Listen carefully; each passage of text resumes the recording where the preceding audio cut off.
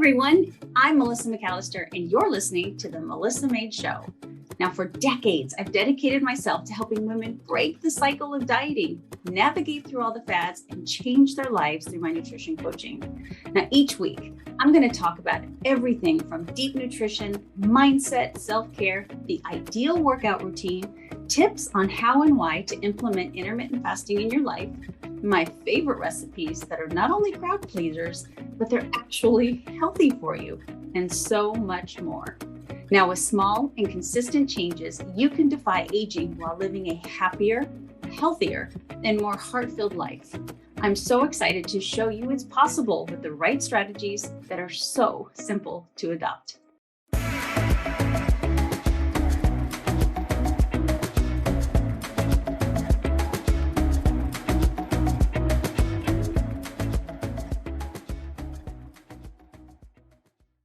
Hello, and welcome to the Melissa Made Show. So today, to be honest with you, I was laying in bed last night. I'm such a sound sleeper, but last night I caught myself waking up almost every hour, and I blame it on my husband because you know the power of suggestion. The night before, he told me, because I had a terrible night's sleep because I woke up like every hour on the hour, and I was like, oh, that sucks. And so it happened to me last night. Jerk. No, I'm just kidding. But anyway, in one of my bouts of waking up and laying in bed, I was just thinking about intermittent fasting and how I personally have such a hard time wrapping my brain around how anyone could see it as not a good thing. Now, keep in mind, I do understand that people that might have an unhealthy relationship with food, who have battled eating disorders in the past, or kids who are still in such a growth mode, or pregnant women who are trying to build a human in their belly, I understand that there needs to be caution with fasting there. But when it comes to the normal human being, usually on social media, I'll see someone who will, say it's a fad, or, of course, I'll say it's not necessary to lose weight. It's so much more than weight loss. But you guys have known, if you've been listening to the Melissa Made Show, I have had so many experts on, some of the smartest people on the planet. And sometimes I have them on the show specifically because we are going to talk about intermittent fasting. And then there's other times where, intermittent fasting isn't on my mind, but then they bring it up. And I'm like, well, of course, I think this person is incredibly smart. I want them on my show. And of course they fast. So I really think people that have really, truly done their research on the human body are proponents for fasting. But I just want to really quick make this a short, how many times have I said this? I just want to make this a short podcast on the simplicity of intermittent fasting. So if you are practicing it right now and you're in the same boat as me and you have family members or people that are like, what? You restrict the time that you eat, and they don't understand. Or maybe you're somebody who's kind of on the fence and you want to try it, but maybe you've heard the pros and the cons. And so the cons are leaning more toward your decision because you've been misinformed, or you're one of those few people who are listening to this just going, I think fasting doesn't make any sense. And I just want to very simply say, number one, strip away the word fasting. That in and of itself, I know puts up like a red flag, because who on earth would want to fast if you don't have to? And I think that's why the term time restricted feeding or time restricted eating has kind of taken its place, because all you're doing is just not eating, like anytime that you feel like it. Instead, you put a little bit of discipline behind it, just like the foods that you choose to eat. Instead of just eating whatever is on the shelves or whatever is in the pantry or in the refrigerator, you put some discipline behind it. And so fasting is simply that. And I have mentioned Sanchin Panda so many times. If you haven't read his book yet, The Circadian Rhythm, I really encourage you reading it. And one day on my wish list, I would love to have him on the podcast. I haven't even asked him yet. I think I'm afraid of rejection. He's been on a lot of podcasts, so maybe I should, but he's just a scientist that has done so much research on our circadian rhythm, which has brought him to kind of studying fasting as well, because he has seen the benefits of fasting with our circadian rhythm. And if you ever listen to any of the podcasts he's on, or if you read his book, you will see that he's a proponent for optimizing your circadian rhythm, not necessarily fasting, but they kind of go hand in hand. And he's one that speaks of 12 hours. So for those of you that think, when you hear the word fasting, you think it's at least 16 hours a day. And some people are almost 24-hour fasters a day because they eat one meal a day. And then you've got these people that fast one day and then eat for a couple of days and then fast another day. And then there's crazy people like myself every once in a while who will do a 48 or even a 36-hour fast. 12 hours is still considered fasting. 12 hours.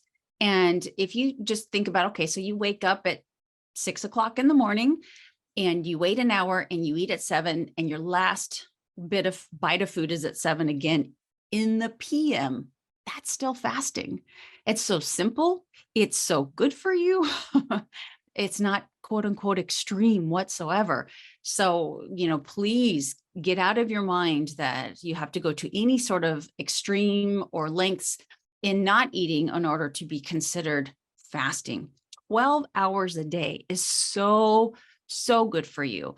And from what I've read, so there are benefits to doing occasional 24-hour fast where you extend it just a little bit longer, because it puts you in just a different state of fasting, where your body really starts to do a little bit more cleanup than it does in just say a 12, 14, or 16-hour fast. And then you get up to about the 36-hour mark, and you really go from the benefits of being in ketosis and all of that stuff to it really not being worth it so much. I have not watched yet with Chris Hemsworth, is it Limitless, right? On Disney. I've had a lot of people tell me I need to watch that. I did listen to an interview with Dr. Peter Attia with him, talking about the 4-day fast that he did. And Dr. Peter Attia did it with him, and how good it is. And Dr. Attia says that, 4 days is really, in his opinion, the cutoff. I really think 3 days, especially for women, is a good cutoff for an occasional. I mean, we're talking once, twice, 3 times a year to do something like that, to do a whole reset.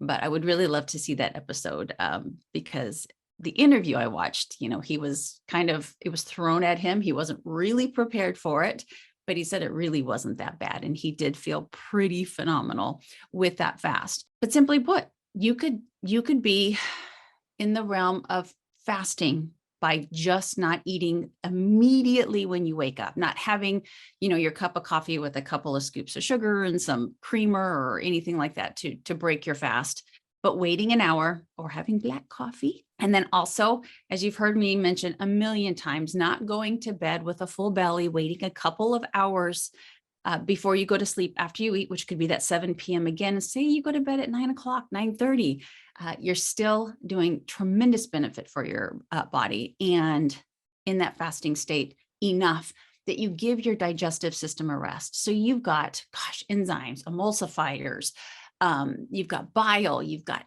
acid, you've got these muscles, you've got so many things that happen when you're in that digestive state. And if you're constantly eating, it's always working. And we know everything, and even your car needs a break. You can't run your car constantly without giving it a chance to cool down. Your body needs that as well. You don't exercise or move your body all the time. It needs the chance to relax. Your digestive system needs that as well. And keep in mind, most of the time, the food that we eat is in our digestive system for about 8 hours.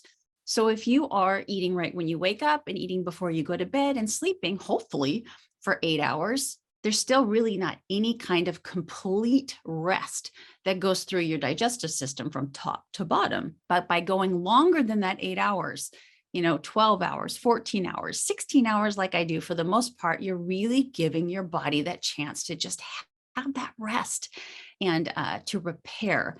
I put it in my stories the other day, and I'm going to, I can't remember, I think it was 7 to 10% of your intestinal lining, your digestive lining actually gets injured in the process of digesting food. And so you need to give it that rest so that it can repair itself. But if it's constantly having food go through it, it never gets the chance to rest. It's like, being a college student and studying constantly and never stopping studying. I mean, eventually your brain's just going to be like, I can't do it anymore. So to give it that rest, to sleep, or just to relax, to meditate, is so important for the brain, just as it is for the digestive tract. Are you ready to learn the secret behind how I continue to be so healthy? Well, it all comes down to science. If you've been listening to my show for a while now, you may have heard me mention something called the MAID diet. Yes, that's right, because I'm so passionate about how learning about the effects that nutrition has on the human body, I always seek to learn as much as I can and apply that knowledge. One of my best learning tools has been self-experimentation. And now in my late 40s, I have to say, I've done a pretty good job. It's hard to find trustworthy, even accurate information in this country. Between the influence of big corporations with monetary agendas, the nutrition labels designed to deceive, and downright misleading information that you were taught in school, navigating food and nutrition with your optimum health in mind can be quite challenging. Take the food pyramid, for example. In an ideal world, I'm sure we would all love to eat pasta and baguettes for every meal. But that's simply not what's best for our bodies, our health, and our longevity. Now, I spent years developing the MAID diet in a way that I wish someone had taught me, and I break it all down in my MAID diet course. People are always asking me what I eat, so we start there. What I eat in a day and which foods are the most beneficial. So think something in between the Mediterranean and the paleo diet. It's a lifestyle plan that incorporates moderate protein, adequate fat, decreased carbs, and an introduction to intermittent fasting. But please, I want you to keep in mind, just because I say decreased carbs, I don't mean decreased carbs in what your body needs. I just mean decreased carbs in what the standard American diet has become. You still get plenty of quality carbohydrates, just not in the mass amounts we have been eating to get us into such an unhealthy state. And of course, we're going to talk about what foods to avoid, because that's just as important. We even talk about how to eat healthy on the go, because let's face it, we're busy and that's just life. And then there's intermittent fasting. I share all of my favorite tips and tricks, and a lot of science are along the way. I could not say enough good things about intermittent fasting, and I'm honestly so surprised more people aren't doing it. You'll also learn how I've learned to balance my hormones and feel my best, because so many women struggle with this. And lastly, we cover the mindset behind making a change, because we all know that your mindset is the key to your success in anything that you do. So if you are struggling with diet in terms of feeling your best, or you are ready to take your health to the next level, I strongly recommend you check out this course. Now, the course is structured in 5 modules, 16 lessons, and a whole lot of research to back everything up. So I want you to visit my website, themaiddiet.com or melissamaid.com, and you will see a tab for the course. Click on that to get access today and learn why you should be eating this way too.